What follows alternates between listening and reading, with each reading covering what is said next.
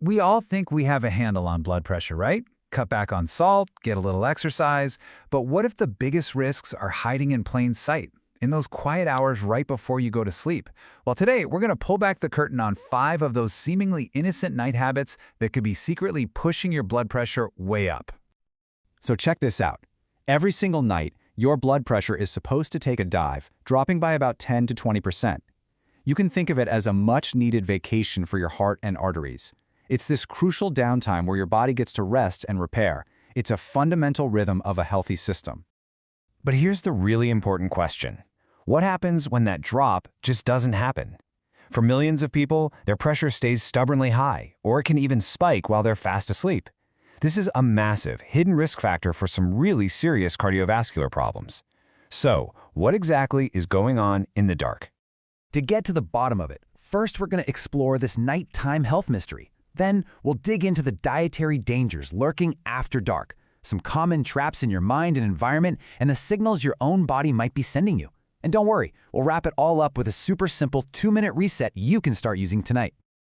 Okay, let's start with the problem itself, because this isn't just about having high blood pressure in general. Oh no. This is about a very specific and honestly, a more dangerous pattern that happens at night, and it's something doctors are getting really concerned about. The official term for it is non-dipper hypertension. Being a non-dipper is a huge predictor of stroke and heart attack, mainly because it means your entire cardiovascular system never gets a break. It's like it's running a marathon 24/7. And the really scary part, you'd probably have no idea it's happening without some specific monitoring. So what's causing this non-dipping phenomenon? Well, the first place we should probably look is right on our dinner plates. Let's dive into our first couple of habits and see just how your evening meal can set you up for trouble overnight.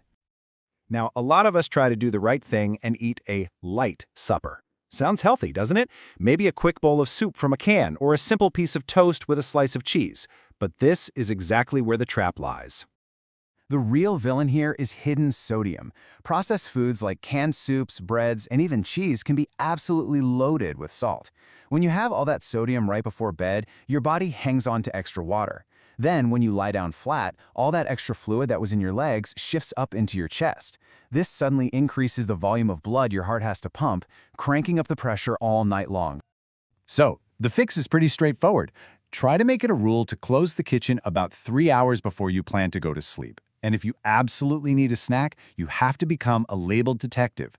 Really check to make sure it's genuinely low in sodium. All right, let's move on to habit number 2, and it's a popular one, the classic nightcap.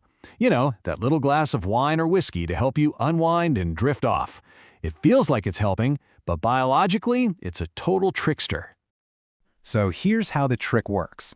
At first, alcohol is a sedative, and it can help you fall asleep faster. But as your body starts to process it during the night, it triggers something called a rebound effect. Your system releases stress hormones like adrenaline and cortisol, causing your heart rate and blood pressure to spike, usually around 3 in the morning, which totally disrupts your deepest, most restorative sleep. The fix here is all about timing. It's not about giving up that drink entirely, but just shifting it from bedtime hour to happy hour. Give your body a good 3 to 4 hours to metabolize it before your head even hits the pillow. Okay, so you can see how this stuff builds. It's not just about what you're putting in your body, but also what you're putting in your mind, and even the environment you're sleeping in. These are those unseen stressors. This brings us to habit number 3, and this one involves your TV remote or your phone. Do you find yourself winding down by watching the late-night news, or maybe scrolling through stressful headlines while you're tucked in bed? Look, whether it's cable news or social media, a lot of that content is literally engineered to make you feel anxious or angry or afraid. When you see a distressing headline, your body doesn't know you're safe in your bed. It just reacts. It pumps out stress hormones and kicks you into fight or flight mode, and that means your blood vessels tighten up at the exact moment they should be relaxing for sleep. The solution here is so simple, but it's incredibly powerful. Just create a no news after 8 p.m. rule for yourself. Swap that anxiety for something that actually calms you down. Read a book, listen to some chill music, maybe watch a comedy. Just give your heart a break from all the world's problems. Next up, let's talk about the physical signals your own body might be sending you. Sometimes the issue isn't something you're actively doing, but rather something your body is trying to tell you that you're just not hearing. So, habit number 4 is all about sleeping in a room that's just too warm.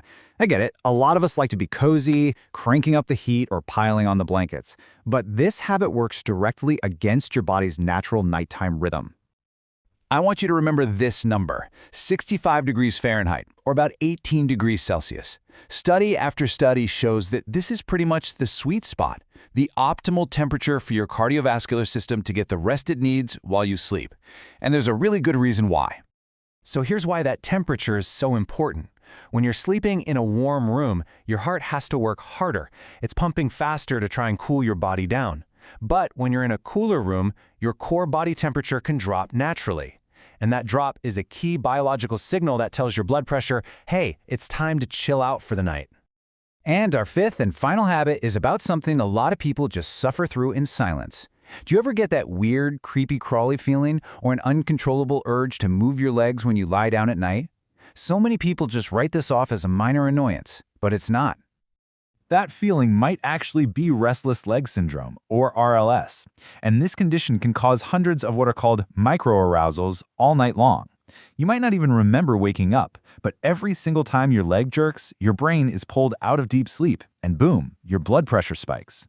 The important thing to know is that RLS isn't just something you have to live with. It's often linked to things like low iron or magnesium, and it's definitely something you should talk to your doctor about.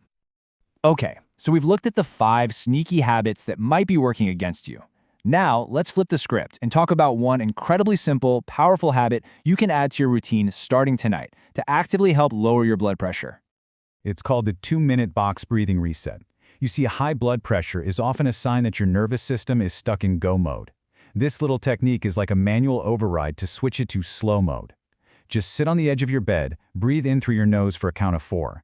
Gently hold it for 4. Breathe out slowly through your mouth for 4, and then just pause for 4 before you start again. Doing this for just a couple of minutes sends a signal to your body to relax your blood vessels. It is physically impossible to stay stressed while you're breathing like this. Your heart works so incredibly hard for you all day, every single day. Making these small changes can finally give it the deep rest it truly needs and deserves each night. So, just take a second to think about it. Which of these 5 habits might have snuck into your routine? Because just recognizing it is the first and most important step to fixing it.